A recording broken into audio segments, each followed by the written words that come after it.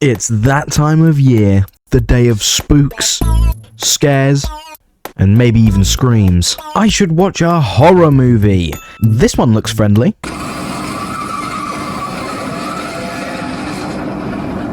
Well, now I've scarred myself, I'm probably gonna go to bed. Might have nightmares though, probably only little ones. Just see what I did there? No, please.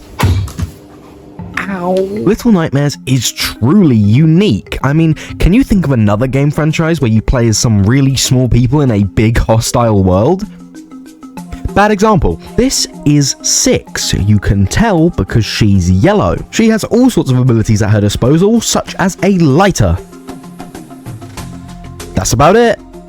Good luck. And in Little Nightmares, you follow Six on her journey throughout the big boat industrial complex of the Maw, complete with 5 chapters, each mainly surrounding a new type of monster or beast that looks very close to a human, but also very contorted and clearly not a human, that Six must face or navigate. From the second chapter's janitor with his long, gross arms to the third chapter's chef, where they cook you up and will eat you if given the chance. Or chapter 4's guests, who are so overcome by greed and nasty hunger that they will literally track you down if they see you walk past, ignoring the entire platter of food in front of them. That's dedication. Which, like, why are they so desperate to eat her? She's literally bones. But this whole game has a big overarching theme of hunger and a desperation for that hunger. In fact, before this game released, its working title was Hunger, and this is even seen in the first trailer. Throughout the game, you constantly see food-related imagery, from the kitchen to the very large, obviously heavy consuming guests. And more times than not, a threat to Six is being eaten or attacked. Even some of the first enemies that you face in the game are leeches, known for consuming. And there are several segments later on where hunger consumes Six, where she will break down as her stomach growls until she's able to eat the first thing she sees, whether it be sausages, bread, or living gnomes. The gameplay mainly consists of puzzle solving and hiding. You outrun chases and you work out puzzles that allow you to progress through the game. But there are definitely moments where you get to stop and appreciate the atmosphere and just beauty that Tarsier Studios have created here. One of the moments that sticks out to me the most is when you're climbing on the outside of the Maw. This is gorgeous. This section to me just tells me everything that Little Nightmares is. It's a group of mindless, greedy consumers walking a small line from a boat into the Maw. They are leaving the land, they are leaving the planet, they are not grounded. They are setting off with the sole purpose of consumption. Oh, look at me, I'm using big words like consumption. I can't say shit, I bought Little Nightmares 3. And on the topic of consuming, you should consume the subscribe button. The game ends inside the ladies' quarters, where the leader of the Maw resides. She is the one responsible for all of the torment and all of the feeding of the guests. She is obsessed with her appearance, and her quarters are filled with mirrors that all seem to be shattered, aside from one, which Six uses to defeat her and eat her, consuming one final time the lady's powers and drawing it all out of the Maw on her way out. Yeah, don't worry, these games' stories make no sense to me either, but they are really fun and really unique, so I don't really mind. Little Nightmares 1 is actually my favorite in the series, and I don't know, man, there's just something about it. It's the first, and yet it does it so unbelievably well. The atmosphere, the enemies, it's all just on point. And it's the one that I know most about theming wise, so yeah, I'm gonna get increasingly less analytical as this video goes on. It's not over, because there's DLC for this one. As I've already set up the base for Little Nightmares 1, this DLC will probably be a bit of a briefer topic. It contains 3 new chapters as a part of the Secrets of the Maw expansion pass, the first of which being the Depths. In these 3 you play as the boy, who is another unfortunate resident of the Maw, and in this first chapter, he must navigate through a flooded basement-seeming area within the moor, while the granny is under, swimming around trying to pull him under and yank him down. She eventually, though, does get too greedy, tries to pull us down, and ends up dying by television.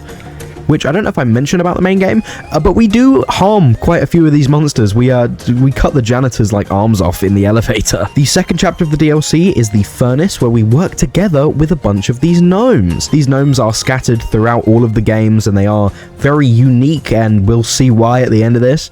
But this whole chapter sees you helping the gnomes, or the gnomes helping you, recover the furnace and make your way up.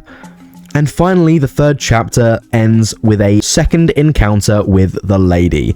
This time, the boy is not so lucky as to find the mirror. He is captured by the lady and transformed into a gnome. The very gnome that offers Six a sausage to quench her hunger and ends up being a sacrifice. Fuck these spirit children, though. These guys were so annoying. Ah, God, that was a bad dream. I hope there's not a second one. Who wants good sequels developed by the same developers with the same passion? Not me, that's why I love Little Nightmares 3.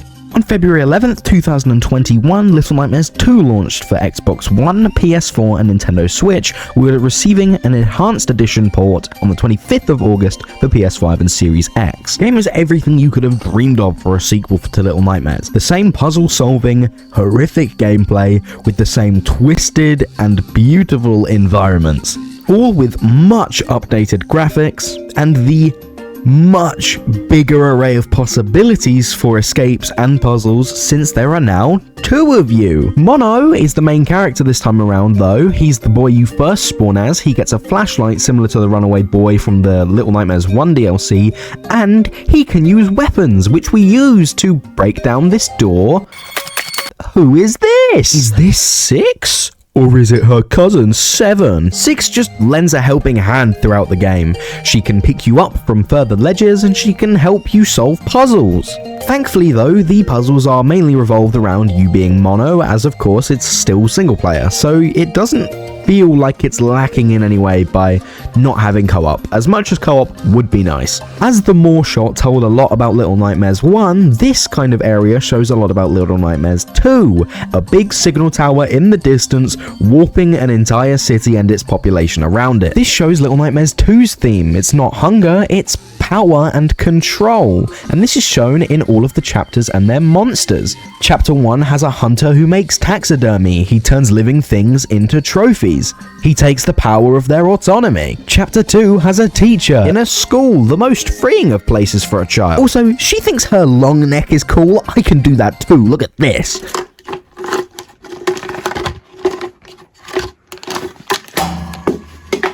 Chapter 3 has a doctor who mutilates corpses and turns them into lifeless mannequins who have lost their identity.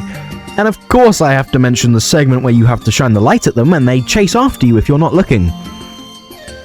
No, not cool. And Chapter 4 houses a bunch of residents in a city attached to their television screens to the point they will attack you if they are turned off unless there is another screen nearby to distract them, culminating in a battle against the Thin Man, who seemingly has the ability to control this signal and this control. And Mono seems to be able to mess with televisions too, including puzzles throughout the city where you have to warp through them. And once Six is abducted through them, and he tries to help her and free her from this monstrous form that she has taken inside of this horrible realm, she lets him go. Lets him fall, where he transforms into the Thin Man over time. She recognized his face. It's a cycle again, where in the Moor, Six took the power of the lady. In Little Nightmares 2, Mono becomes the Thin Man to try and stop himself from being dropped by Six, so he takes Six away, which is what leads to Six letting go of Mono as she recognizes him as the Thin Man. That is pretty cool, and shows yet again the vicious cycle that Little Nightmares portrays. The vicious cycle of power The Vicious Cycle of Greed. There's also a really short DLC where you get a gnome hat for fucking about in an attic. Oh, another nightmare! God damn it! Little Nightmares 3 isn't a cash grab. You can tell because the original team didn't work on it because they left to work on a game that they actually wanted to work on, and as soon as you open it, you get an advertisement for a day one DLC! And this game is the black sheep of the franchise. Instead of having a very detailed, interconnected world, while still being detailed, you have 4 chapters that are in completely separate locations, from a desert with a giant baby to a carnival that's on an airship. As opposed to having one central theme, as far as I'm aware, this game seems to encompass a bunch of smaller themes throughout its many chapters.